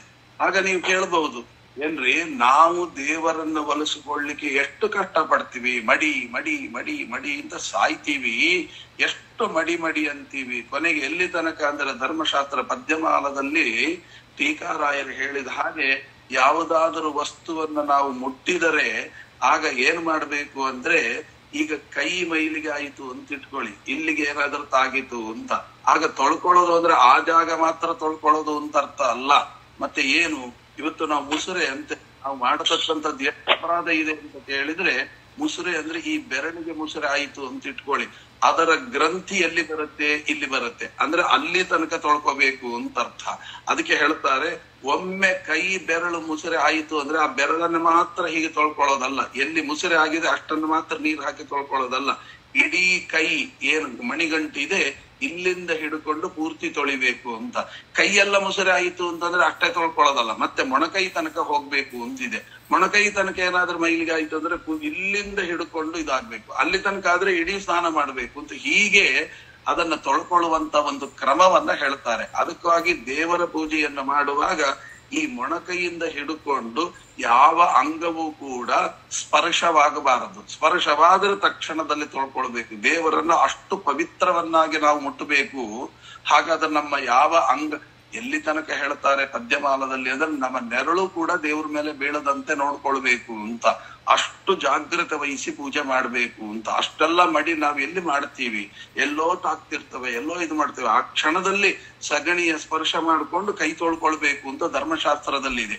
ಹೀಗಾಗಿ ಯಾರು ಜೀವನದಲ್ಲಿ ಈ ರೀತಿಯಾಗಿ ಚಿಂತನೆಯನ್ನ ಮಾಡ್ತಾರೆ, ಆಗ ನೀವು ಕೇಳಬಹುದು, ಅವನು ತಲೆಯನ್ನೇ ಕಡಿದು ರಕ್ತ ಮಯ ಎಲ್ಲ ಮೈಲಿಗೆ ಅಲ್ವಾ, ಆದ್ರೂ ದೇವರು ಹೇಗೆ ಒಲ್ದ ಅಂತನ್ನುವಂತ ಪ್ರಶ್ನೆ ಬರುತ್ತೆ. ಇಲ್ಲಿ ಒಂದು ಸೂಕ್ಷ್ಮತೆಯನ್ನ ಶ್ರೀನಿವಾಸ ಅದನ್ನ ನಾವು ಗಮನಿಸ್ಬೇಕು. ಏನು ಅಂತಂದ್ರೆ, ಅವನು ಆ ರೀತಿಯಾಗಿ ಮೈಲಿಗೆಯಲ್ಲಿ ಪೂಜೆ ಮಾಡಿದ, ದೇವರು ಒಲ್ದ. ದೇವರು ಏನು ಮಾಡಿದ್ರು ಒಲ್ದು ಬಿಡ್ತಾನೆ. ಆದರೆ ಇಲ್ಲಿ ಒಂದು ಸಣ್ಣ ಸಂಶಯ ಏನು ಅಂದ್ರೆ, ಅವನು ಒಲದ ಮೇಲೆ ಅದನ್ನ ಹೇಗೆ ನೀವು ಯುಟಿಲೈಸ್ ಮಾಡ್ಕೊಳ್ಬೇಕು, ಅಂದ್ರೆ ಹೇಗೆ ಉಪಯೋಗಿಸಿಕೊಳ್ಬೇಕು ಅನ್ನೋ ಜ್ಞಾನ ಬರೋದಿಲ್ಲ. ನೋಡಿ, ಅವನು ಆ ರೀತಿಯಾಗಿ ರೂಕ್ಷ ಕರ್ಮ ಅಂತಂದ್ರೆ ಸಿಟ್ಟಿನಿಂದ ನಾನು ನಿನ್ನನ್ನು ಒಲಿಸಿಕೊಳ್ತೇನೆ ಅಂತ ಹೇಳಿ ತಲೆಯನ್ನ ಕಡೆಯುವ ಮುಖಾಂತರ ತಾಮಸ ಮಾರ್ಗ, ಸಾತ್ವಿಕ, ರಾಜಸ, ತಾಮಸ ಅಂತ 3 ಮಾರ್ಗ ಇದೆ. ಅದರಲ್ಲಿ ತಾಮಸ ಮಾರ್ಗದಿಂದ ತಲೆಯನ್ನೇ ಕಡಿಯೋದು, ಅಲ್ಲಿ ಇಡೋದು, ತನ್ನ ತಲೆಯನ್ನೇ ಕಡಿಯೋದು, ಅಲ್ಲಿ ಇಡೋದು. ಹಾಗೆ ಪುಷ್ಪವನ್ನು ಸಮರ್ಪಣೆ ಮಾಡಿದಾಗ ದೇವರು 5000 ವರ್ಷ ತಪಸ್ ಮಾಡಿದ್ಮೇಲೆ ಅವನು ಬಂದ ಅಂತ. ಹೀಗೆ ಅವನು ಅರ್ಪಣೆ ಮಾಡಿದ ಮೇಲೆ ಅವನು ಬಂದಾಗ ದೇವರು ಅವನ ಹತ್ರ ಏನ್ ಕೇಳಿದ, ಈ ವೃಷಭಾಸುರ ನಿನ್ ಜೊತೆಗೆ ನನಗೆ ಯುದ್ಧ ಆಡಬೇಕು ಅಂತ ಕೇಳಿದೆ. ಏನಾದ್ರು ಕೇಳೋದು, ಮೋಕ್ಷವನ್ನೇ ಕೇಳಿದ್ರೆ ದೇವರು ಕೊಟ್ಟು ಬಿಡ್ತಿದ್ನಲ್ಲ, ತತ್ವಜ್ಞಾನವನ್ನು ಕೊಡು ಅಂದ್ರೆ ಕೊಟ್ಟು ಬಿಡ್ತಿದ್ನಲ್ಲ, ನಿನ್ನ ಜ್ಞಾನ ನನಗೆ ಆಗಬೇಕು, ನಿನ್ನ ಅನುಗ್ರಹ ಆಗಬೇಕು ಅಂತ ಕೇಳಿದ್ರೆ ಕೊಡ್ತಿದ್ನಲ್ಲ, ಇದೆಲ್ಲ ಕೇಳಲೇ ಇಲ್ಲ. ನಿನ್ ಜೊತೆಗೆ ಯುದ್ಧ ಆಡ್ಬೇಕು ಅಂತ ಕೇಳಿದ. ತಾತ್ಪರ್ಯ, ಭಗವಂತನನ್ನ ಒಲಿಸಿಕೊಳ್ಳೋದು ದೊಡ್ಡದಲ್ಲ, ವಾಮ ಮಾರ್ಗದಿಂದಲೂ ಒಲಿಸ್ಕೊಳ್ಬಹುದು, ಅಥವಾ ಬೇರೆ ಬೇರೆ ಮಾರ್ಗಗಳಿಂದ ಒಲಿಸಿಕೊಳ್ಳುವಂತ ಕ್ರಮ ಇದೆ. ಆದರೆ ದೇವರು ಒಲಿಬಹುದು, ಅದರಿಂದ ನಿನಗೇನು ಉಪಯೋಗ ಇಲ್ಲ. ಸನ್ಮಾರ್ಗದಿಂದ ಒಲಿಸಿಕೊಂಡ್ರೆ ಮಾತ್ರ ದೇವ್ರು ನಮ್ಗೆ ಒಲಿತಾನೆ. ಅದಕ್ಕಾಗಿ ನೀವು ಎಷ್ಟು ಸಾಧ್ಯವೋ ಅಷ್ಟು ಮಡಿಯನ್ನ ಆಚರಣೆ ಮಾಡಿ ಸನ್ಮಾರ್ಗದಿಂದ, ಸಾತ್ವಿಕ ಮಾರ್ಗದಿಂದ, ಅದು ಯಾವ ಫಲಾಪೇಕ್ಷೆ ಇಲ್ಲದೆ, ಫಲಾಪೇಕ್ಷೆ ಇಟ್ಟುಕೊಂಡ್ರೇನೆ ದೇವರು ನಮಗೆ ಒಲದ ಮೇಲೆ ಏನ್ ಕೇಳಬೇಕು ಅಂತ ಗೊತ್ತಿಲ್ಲದ ಹಾಗೆ ಭ್ರಮಿಸಿ ಬಿಡ್ತಾನೆ. ಅದರ ಬದಲಿಗೆ ಯಾವ ಫಲಾಪೇಕ್ಷೆ ಇಲ್ಲದೆ ನಿರ್ವಂಚನೆಯಿಂದ ಅವನನ್ನ ಒಲಿಸಿಕೊಂಡ್ರೆ ಕೇವಲ ವಿಷ್ಣು ಪ್ರೇರಣೀಯ, ವಿಷ್ಣು ಪ್ರೀತ್ಯರ್ಥಂ ಅಂತ ಅವನನ್ನ ಒಲಿಸಿಕೊಂಡ್ರೆ, ಆಗ ದೇವರೇನಾದ್ರೂ ಒಲಿದ್ರೆ, ಆ ಮಾರ್ಗದಿಂದ ಒಲಿದ್ರೆ, ಆಗ ಏನು ಕೇಳಬೇಕೋ ಆ ಮಾರ್ಗದಿಂದ ನಾವು ಅವನ್ನ ಕೇಳಬಹುದು ಅಂತನ್ನುವಂತಹ ಬಹಳ ದೊಡ್ಡ ತತ್ವವನ್ನ ಇದರಲ್ಲಿಗೆ ನಮ್ಗೆ ತಿಳಿಸ್ತಾರೆ. ಆದ್ದರಿಂದ ಅದಕ್ಕೆ ವೃಷಭಾಚಲ ಅಂತ ಹೆಸರು ಬಂತು. ನೋಡಿ, ಯಾರಿಗೆ ಅಜ್ಞಾನ ಆಗಿರ್ತದೆ ಆ ಅಜ್ಞಾನಿಗಳಿಗೆ ಸನ್ಮಾರ್ಗಕ್ಕೆ ಬರುವಂತೆ ಉಪದೇಶ ಮಾಡುವಂತಹದ್ದು ಇದು. ಹಾಗಾಗಿ ನೋಡಿ, ಅಲ್ಲಿ ವೃಷಭಾಸುರನಿಗೆ ಅಜ್ಞಾನ ಬಂದಿತ್ತು, ಅಜ್ಞಾನ ಪರಿಹಾರ ಆಯಿತು, ಆದ್ದರಿಂದ ಅವನ ಹೆಸರಿಟ್ರು. ಇಲ್ಲಿ ಅಂಜನಾದೇವಿಗೆ ಅಜ್ಞಾನ ಅಂತಲ್ಲ, ಮತ್ತೆ ಏನು, ಅವಳು ತತ್ವಜ್ಞಾನಕ್ಕೆ ಕಾರಣೀಭೂತನಾಗಿರತಕ್ಕಂತ ಹನುಮಂತನನ್ನ ಪಡೆದದ್ದರಿಂದ ಅದಕ್ಕೆ ಅಂಜನಾಚಲ. ಹಾಗೆ ಶೇಷಾಚಲ, ಅವರಿಗೆ ಅಜ್ಞಾನ ಇತ್ತು, ಅಜ್ಞಾನ ಪರಿಹಾರ ಆಯಿತು, ಪರಿಹಾರ ಆದ ಮೇಲೆ ಅವನ ಹೆಸರು. ಹಾಗೆ ಮಹಾಚಲ ತಪ್ಪು ದಾರಿ ಹಿಡಿದ ಒಳ್ಳೆ ವಿದ್ವಾಂಸ. ಆದ್ದರಿಂದ ಅದಕ್ಕೆ ಕೋವಿದ ಕೋಪವರ್ಜಿತ ಅಂತ ಅಲ್ಲಿ ಬರೀತಾರೆ. ಈ ಇದರೊಳಗೆ ಹೇಳುವಾಗ ಶ್ರೀನಿವಾಸ ಕಲ್ಯಾಣದಲ್ಲಿ ಕೋವಿದ ಕೋಪವರ್ಜಿತ, ಅವನು ಕೋಪವನ್ನ ಬಿಟ್ಟಿದ್ದಂತೆ.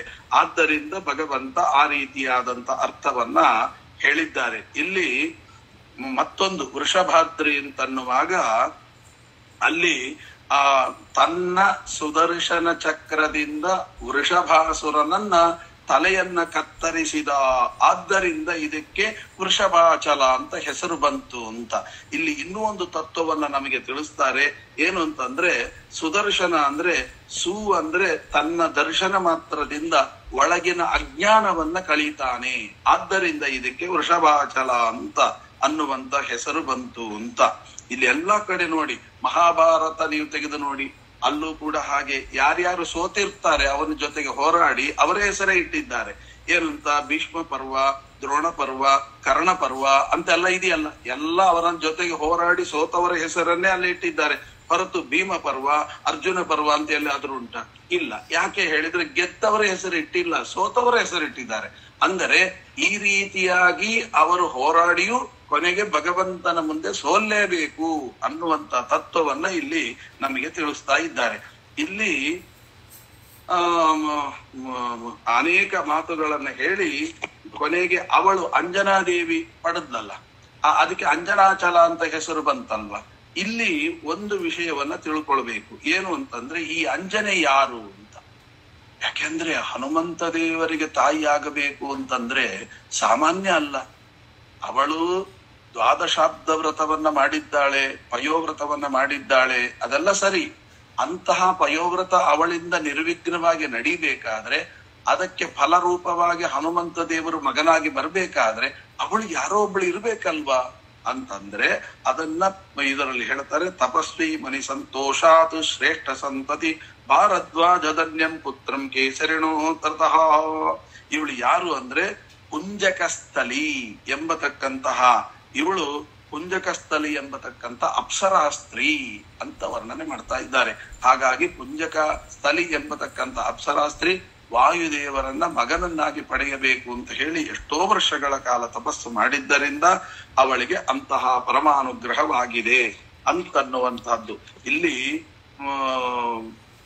ವರಾಹತಿ ಅಂದ್ರೆ ಹೇಳ್ತಾರೆ, ದ್ವಾದಶಾಬ್ದ ವ್ರತಂಚರ ಅಂತ ಮತಂಗ ಋಷಿಗಳು ಇವಳಿಗೆ ಗುರುಗಳು. ಆ ಮತಂಗ ಋಷಿಗಳು 12 ವರ್ಷ ತಪಸ್ಸು ಮಾಡು ಅಂತಂದ್ರೆ ಏನರ್ಥ ಅಂದ್ರೆ ಪುಷ್ಕರಣಿಯಲ್ಲಿ ತೀರ್ಥ ಸ್ನಾನ ಮಾಡ್ಬೇಕು. ಅಂದ್ರೆ ನೋಡಿ, 3 ಹೊತ್ತು ಸ್ನಾನ ಮಾಡತಕ್ಕಂಥದ್ದು ಒಂದು.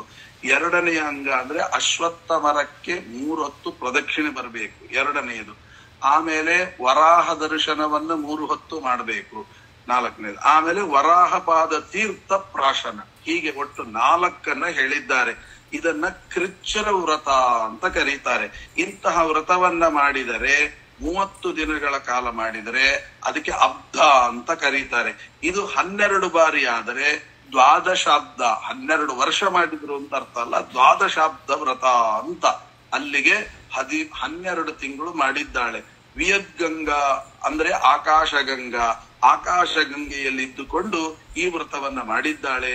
ಅಂದ್ರೆ ಆಕಾಶಗಂಗೆಯ ವ್ಯಕ್ತಿತ್ವ ಎಂತಹದ್ದು ಅಂದ್ರೆ, ಇವತ್ತಿಗೂ ಆ ಶ್ರೀನಿವಾಸನಿಗೆ ಅಭಿಷೇಕಕ್ಕೆ ತರುವ ನೀರು, ಅಲ್ಲಿ ಪಾನವನ್ನ ಮಾಡ್ತಾ ಅವಳು ವ್ರತವನ್ನ ಮಾಡಿದ್ದಾಳೆ. ಆದ್ದರಿಂದ ಆ ಮಾರ್ಗವನ್ನ ತೋರಿಸಿದವರು ಯಾರು? ಮತಂಗ ಮಹಾಮುನಿಗಳು. ಆದ್ದರಿಂದ ಉಪವಾಸ ವ್ರತವನ್ನು ಅಂದ್ರೆ ಈ ರೀತಿಯಾಗಿ ಮಾಡಿದ್ರು ಅಂತ. ಕೊನೆಗೆ ಅದು 12ನೇ ತಿಂಗಳಿಗೂ ಆಗ್ಲಿಲ್ಲ, ಕೊನೆಗೆ 13ನೇ ತಿಂಗಳಿಗೂ ಕೂಡ 1 ತಿಂಗಳು ಎಕ್ಸ್ಟ್ರಾ ಮಾಡಿದ್ದು, ಆಗ್ಲೂ ಬರಲಿಲ್ಲ.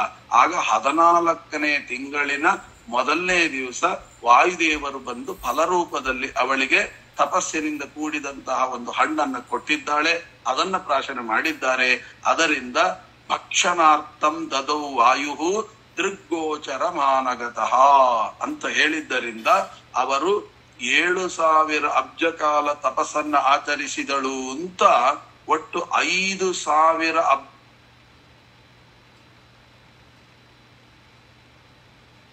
ಆಚಾರ ಮ್ಯೂಟ್ ಆಗಿದೆ. ಅಮ್ಮ ಯಾರು ಇದು ಮಾಡ್ಕೋಬಿಡ್ರಮ್ಮ. ಈಗ ಪಾರ್ವತಿ ಸಹಿತ ಶಂಭು ತದಾಶ್ರಯಮುಪಾಗತಾತ್. ಇಲ್ಲಿ ಆ ಒಂದು ಪರ್ವತದ ಮಹಿಮೆಯನ್ನು ಹೇಳುವಾಗ ಅವಳು ತಪಸ್ಸು ಮಾಡಿರ್ತಕ್ಕಂಥದ್ದು ಎಂತ ಅದ್ಭುತವಾಗಿರತಕ್ಕಂತ ಪರ್ವತ ಅಂತಂದ್ರೆ ಸಾಕ್ಷಾತ್ ವಾಯುದೇವರು ಅವತರಿಸುವಂತಹ ಒಂದು ಶ್ರೇಷ್ಠವಾಗಿರತಕ್ಕಂತ ಪರ್ವತ ಅಂತ ಅರ್ಥ. ಹಾಗಾಗಿ 13 ತಿಂಗಳು ಕಳೆದಾಗ ಹೊರಗೆ ಬಂದ್ರು ಅಂತನ್ನುವಂತಹ ಮಾತನ್ನ ಇಲ್ಲಿ ಹೇಳ್ತಾರೆ. ಆನಂದ ತೀರ್ಥೋಪದಿಷ್ಟೋ ನಿಧಿ ನಾರಾಯಣ ಕ್ವಯ ಪ್ರದರ್ಶಿತೋ ಏನು ಸಮ್ಯಕ್ ಅಂಜನಾದ್ರಿ ಮಹಂಬಜೆ ಅಂತ ಹೇಳಿ ಇಲ್ಲಿ ಹನುಮಂತ ದೇವರು, ಭೀಮಸೇನ ದೇವರು, ಮಧ್ವರಾಯರು ಮೂವರ ಸನ್ನಿಧಾನೋಪೇತವಾಗಿರತಕ್ಕಂತ ಪರ್ವತ ಅಂತ ಈ ರೀತಿಯಾಗಿ ಅದನ್ನ ಹೇಳ್ತಾರೆ. ಇನ್ನು ಮುಂದಿನ ವಿಚಾರವನ್ನ ಹೇಳುವಾಗ ಅಂದ್ರೆ ಈ 4 ಪರ್ವತಗಳಲ್ಲಿ ಬಂದಿರತಕ್ಕಂತ ವಿಚಾರ. ಇಲ್ಲಿ ಜನಕರಾಜ ಅಂತ ನಾನು ಹೇಳಿದೆ. ಜನಕರಾಜ ಅಂದ್ರೆ ಅದರಲ್ಲಿ ತುಂಬಾ ವಿಷಯಗಳನ್ನು ಹೇಳೋದಿತ್ತು. ಆದರೂ ಕೂಡ 3 ಜನ ಜನಕರಾಜರು ಆಗಿದ್ದಾರೆ. ಅದರಲ್ಲಿ 3ನೇವನು ಇವನು ಅಂತ. ಮೊದಲನೇ ಜನಕ ಯಾರು ಅಂತ ಕೇಳಿದ್ರೆ ನಾವು ನೋಡಿ ಸ್ವಾಮಿ ಇದಕ್ಕೆ ಬೆಂಕಿ ಹತ್ತುಕೊಂಡಿದೆ, ವಿದೇಹ ನಗರಕ್ಕೆ ಬೆಂಕಿ ಹತ್ತುಕೊಂಡಿದೆ ಅಂತಂದ್ರೆ ಹತ್ಕೊಳ್ಳಿ ಬಿಡು, ನಾನು ಪಾಠದಲ್ಲಿ ಆಸಕ್ತನಾಗಿದ್ದೇನೆ ಅಂತ ಹೇಳಿ ಅವನಿಗೆ ದೇಹಾಭಿಮಾನ ಇಲ್ಲದಿರುವಂತಹವನು ಅಂತೇನಿತ್ತಲ್ಲ, ಅವನ ಹೆಸರು ಮೊದಲನೇವನು. 2ನೇವನು ಬೇರೆ, ಮತ್ತೆ ಇವನು 3ನೇವರು. ಆ ಜನಕರಾಜನ ವಂಶದಲ್ಲಿ 3ನೇವರಾಗಿ ಬಂದಿರತಕ್ಕಂತಹವರು ಅಂತ ನಮಗೆ ತತ್ವಜ್ಞಾನ ಪ್ರಾಪ್ತಿಯಾಗತ್ತೆ. ಅಂತಹ ಜನಕರಾಜನಿಗೆ ಇಲ್ಲಿ ಮತ್ತೊಂದು ಮಾತನ್ನು ನಾವು ತಿಳ್ಕೊಳ್ಬೇಕು. ಇವರು ಯಾರೋ ವಾಮನಾನುಜಃ ಅಂತ ಅಂದ್ರೆ ಗೌತಮ ಋಷಿಗಳ ಮಗ, ಅಹಲ್ಯೆಯ ಮಗ ಇಲ್ಲಿ ಬಂದು ಬಿಟ್ಟು ನಿಮಗೆ ನಾನು ಶ್ರೀನಿವಾಸ ಕಲ್ಯಾಣವನ್ನ ಹೇಳ್ತೇನೆ ಅಂತ ಹೇಳಿದ್ರು. ಅದರಿಂದ ಏನು ಪ್ರಯೋಜನ ಅಂತ ಕೇಳಿದ್ರೆ ಯಾರ ಮನೆಗೂ ಕರೆದ್ರೂ ಬರುವವರಲ್ಲ. ಮತ್ತೆ ಹೇಗೆ ಬಂದ್ರು ಅಂತ ಕೇಳಿದಾಗ ಅದಕ್ಕೆ ಕಾರಣವನ್ನ ಕೊಡ್ತಾರೆ. ನಾನು ನನ್ನ ತಂದೆ ತಾಯಿಗಳ ಲಗ್ನ ಮಾಡಿಸಲಿಕ್ಕೆ ಬಂದಿದ್ದೇನೆ ಅಂತ. ಹಾಗಾದ್ರೆ ಇವರಿಗೆ ಎಲ್ಲಿ ನನ್ನ ತಂದೆ ತಾಯಿಗಳ ಲಗ್ನ ಮಾಡಿಸ್ತಾರೆ ಅಂದ್ರೆ ನೀವೆಲ್ಲಿಂದ ಬಂದ್ರಿ ಅಂತ ನಮಗೆ ಒಂಥರ ಒಗಟು ತರ ಕಾಣ್ತದೆ. ಆಗ ಹೇಳ್ತಾರೆ ಲಗ್ನ ಅಂದ್ರೆ ತಾಳಿ ಕಟ್ಟೋದು ಅಂತ ಇಷ್ಟೇ ಅರ್ಥ ಅಲ್ಲ. ಸಂಸ್ಕೃತದಲ್ಲಿ ಲಗ್ನ ಅಂತ ಅನ್ನುವ ಶಬ್ದಕ್ಕೆ ಎರಡು ದೂರ ಇದ್ದಿದ್ದು ಒಂದು ಕೂಡೋದಕ್ಕೆ ಲಗ್ನ ಅಂತ. ಈಗ ನಮ್ಮಪ್ಪ ಗೌತಮ ಋಷಿಗಳು ತಪಸ್ ಮಾಡ್ತಾ ಕೂತಿದ್ದಾರೆ. ಹೆಂಡತಿಯನ್ನ ಶಿಲೆಯನ್ನಾಗಿ ಮಾಡಿ ಶಾಪ ಕೊಟ್ಟು ಬಿಟ್ಟು ಅವಳು ಬೇರೆ, ಈಗ ಇವಳು ಶಿಲೆಯಾಗಿದ್ದಾಳೆ, ಅವಳು ತಪಸ್ ಮಾಡ್ತಾ ಇದ್ದಾರೆ. ಇವರಿಬ್ಬರನ್ನ ಲಗ್ನ ಅಂದ್ರೆ ಒಂದುಗೂಡಿಸೋದು ಅಂತ. ಅಂದ್ರೆ ಶ್ರೀನಿವಾಸ ಕಲ್ಯಾಣ ಹೇಳಿದ್ರೆ ಲಗ್ನವಾಗುತ್ತೆ ಅಂತ ಅರ್ಥ. ಹಾಗಾದ್ರೆ ನಾವು ಈ ಶ್ರೀನಿವಾಸ ಕಲ್ಯಾಣ ಕೇಳೋದ್ರಿಂದ ಏನಾಗುತ್ತೆ? ಲಗ್ನವಾಗುತ್ತೆ. ಯಾವ ಲಗ್ನ ಅಂದ್ರೆ ಭಗವಂತ ಅಲ್ಲಿದ್ದಾನೆ, ನಾವು ಭಗವಂತನ ತಿಳಿಯುವ ಪ್ರಯತ್ನ ಮಾಡ್ತಾ ಇಲ್ಲ. ಸಾಧನೆ ಅಂದ್ರೆ ಏನು? ಭಗವಂತನನ್ನು ತಿಳಿಯುವುದೇ ಸಾಧನೆ. ನಮಗೂ ಭಗವಂತನಿಗೂ ಲಗ್ನ ಆಗ್ತಿಲ್ಲ. ಈ ಶ್ರೀನಿವಾಸ ಕಲ್ಯಾಣ ಕೇಳಿದ್ರೆ ಭಗವಂತನಿಗೂ ನಮಗೂ ಲಗ್ನವಾಗುತ್ತೆ. ಅಂದ್ರೆ ನಮ್ಮ ಮನಸ್ಸಿನಲ್ಲಿ ಭಗವಂತ ಶಾಶ್ವತವಾಗಿ ನೆಲೆಸುವಂತೆ ಆಗುತ್ತೆ ಶ್ರೀನಿವಾಸ ಕಲ್ಯಾಣ ಕೇಳೋದರಿಂದ ಅಂತ ಇವರು ಹೇಳಿದ್ದಾರೆ. ಶ್ರೀನಿವಾಸ ಕಲ್ಯಾಣ ಮಂಗಳ ಮಾಡಿದ್ದಾರೆ. ಅಷ್ಟರೊಳಗೆ ರಾಮಚಂದ್ರ ದೇವರು ಬಂದು ಸ್ವದರ್ಶನಾನ ಮಾನುಷತಾಂ ಉಪೇತ್ಯ ಆ ಹಲ್ಲೆಯನ್ನ ಉದ್ಧಾರ ಮಾಡಿದ್ರು. ಗೌತಮೇನ ನಿಯೋಜಯ ಮಾಸ, ಲಗ್ನ ಮಾಡಿದ್ರು ಗೌತಮರ ಜೊತೆಗೆ ಅಂತನ್ನುವಂತಹ ಕಥೆಯನ್ನ ಅಲ್ಲಿ ಹೇಳ್ತಾರೆ. ಅದಕ್ಕೂ ಬೇರೆ ಕಾರಣ ಹೇಳ್ತಾರೆ, ಯಾಕೆ ರಾಮಚಂದ್ರ ದೇವರು ಆ ಹಲ್ಲೆಯನ್ನ ಗೌತಮರ ಜೊತೆ ಕೂಡಿಸಿದ್ರು ಅಂತ. ಯಾಕೆ ಅಂದ್ರೆ ಈ ಹಂಗ್ರಿ ಆಚಾರ್ಯರು ಅಂತಿದ್ದಾರೆ, ಅವರು ರಾಮಾಯಣಕ್ಕೆ ವ್ಯಾಖ್ಯಾನ ಬರೆಯುವಾಗ ಯಾಕೆ ರಾಮಚಂದ್ರ ದೇವರು ಹಾಗೆ ಮಾಡಿದ್ರು ಅಂತಂದ್ರೆ ಅದಕ್ಕೆ ಕಾರಣ ಕೊಡ್ತಾರೆ. ಹಾಗಲ್ಲ, ಯಾವುದೇ ಒಂದು ಫಲ ಪಡಿಬೇಕಾದ್ರೆ ಹೋದ ಜನ್ಮದಲ್ಲಿ ಆ ಕರ್ಮ ಮಾಡಿರ್ಬೇಕು ಅಂತ. ಅಂದ್ರೆ ಈ ಜನ್ಮದಲ್ಲಿ ಒಳ್ಳೆ ಹೆಂಡತಿ ಸಿಗಬೇಕಾದ್ರೆ ಹೋದ ಜನ್ಮದಲ್ಲಿ ಕನ್ಯಾದಾನ ಮಾಡಿರ್ಬೇಕು, ಈ ಜನ್ಮದಲ್ಲಿ ಅನ್ನದಾನ ಮಾಡಿದ್ರೆ ಮುಂದಿನ ಜನ್ಮದಲ್ಲಿ ಒಳ್ಳೆ ಊಟ ಸಿಗುತ್ತೆ ಇತ್ಯಾದಿಗಳೆಲ್ಲ. ಹಾಗೆ ರಾಮಚಂದ್ರ ದೇವರು ಹೇಳಿದ್ರು, ನಾನು ಈಗ ಸೀತೆಯಂತ ಉತ್ತಮ ಕನ್ಯೆಯನ್ನ ನಾನು ಪಡಿಬೇಕಾದ್ರೆ ಈ ಹೋದ ಜನ್ಮದಲ್ಲಿ ನಾನು ಕನ್ಯಾದಾನ ಮಾಡಿದ್ರೆ ಮಾತ್ರ ಸಿಗುತ್ತೆ. ಹಾಗಾದ್ರೆ ನಾನು ಹೋದ ಜನ್ಮದಲ್ಲಿ ಪರಶುರಾಮನಾಗಿದ್ದೆ, ಹಾಗಾಗಿ ನಾನು ಯಾವ ಕನ್ಯಾದಾನನೂ ಮಾಡಿಲ್ಲ, ಮತ್ತೆ ಒಳ್ಳೆ ಹೆಂಡತಿ ಹೆಂಗ್ ಸಿಗಬೇಕು? ಅದಕ್ಕೆ ಈ ಜನ್ಮದಲ್ಲೇ ಕನ್ಯಾದಾನ ಮಾಡಿ ಈ ಜನ್ಮದಲ್ಲೇ ಒಳ್ಳೆ ಫಲವನ್ನು ಪಡೆಯೋಣ ಅಂತ ಈ ಅಹಲ್ಯೆ ಎಂಬತಕ್ಕಂಥ ಕನ್ಯೆಯನ್ನ ಆದಾನ, ಯಾರಲ್ಲಿ ಗೌತಮರಲ್ಲಿ ಆದಾನ ಮಾಡಿದ್ರು, ಕನ್ಯೆಯನ್ನ ಆದಾನ ಮಾಡಿದ್ರು ಅಂದ್ರೆ ಕೊಟ್ರು ಅಂತ ಅರ್ಥ, ಅವರ ಜೊತೆಗೆ ಸೇರಿಸಿದ್ರು ಅಂತ. ಅದರ ಫಲವಾಗಿ ಮುಂದೆ ಸೀತಾ ಅಂತಹ ಉತ್ತಮ ಕನ್ಯೆಯನ್ನು ಅವರು ಪಡೆದರು ಅಂತ ಅಂಗ್ರಿ ಆಚಾರ್ಯರು ತಮ್ಮ ವ್ಯಾಖ್ಯಾನದಲ್ಲಿ ಈ ಅರ್ಥವನ್ನು ಬರೀತಾರೆ. ಹಾಗಾಗಿ ಈ ರೀತಿಯಾಗಿ ಶ್ರೀನಿವಾಸ ದೇವರ ಕಲ್ಯಾಣದ ಮಹೋತ್ಸವದ ಕಥೆಯನ್ನ ಶ್ರದ್ಧೆಯಿಂದ ಯಾರು ಕೇಳ್ತಾರೆ ಅವರಿಗೆ ಈ ಲೌಕಿಕ ವ್ಯಾಮೋಹ ಬಿಟ್ಟು ಭಗವಂತನನ್ನ ಸದಾ ಚಿಂತನೆ ಮಾಡಬೇಕೆಂಬತಕ್ಕಂತಹ ಒಂದು ಬುದ್ಧಿ ನಮಗೆ ಹುಟ್ಟುತ್ತೆ ಅನ್ನುವಂತಹದ್ದು ಇದರ ಮುಖ್ಯವಾಗಿರತಕ್ಕಂತಹ ಕಥೆ. ಇದರ ನಂತರ ಬರತಕ್ಕಂತಹ ಕಥೆ ಏನು ಅಂತಂದ್ರೆ, ಈ ಬ್ರಹ್ಮದೇವರು ಮುಂದೆ ಶ್ರೀನಿವಾಸ ದೇವರು ಈ ಪರ್ವತದಲ್ಲಿ ಬಂದು ನೆಲೆಸಲಿಕ್ಕೆ ಕಾರಣ ಏನು ಅಂತ ಕೇಳಿದಾಗ ಎಲ್ಲರಿಗೂ ಸುಪ್ರಸಿದ್ಧವಾಗಿರತಕ್ಕಂತ ಕಥೆ ಯಾರು ಅಂದ್ರೆ, ಭೃಗು ಋಷಿಗಳು ಪರಮಾತ್ಮನ ಎದೆಗೆ ಪಾದ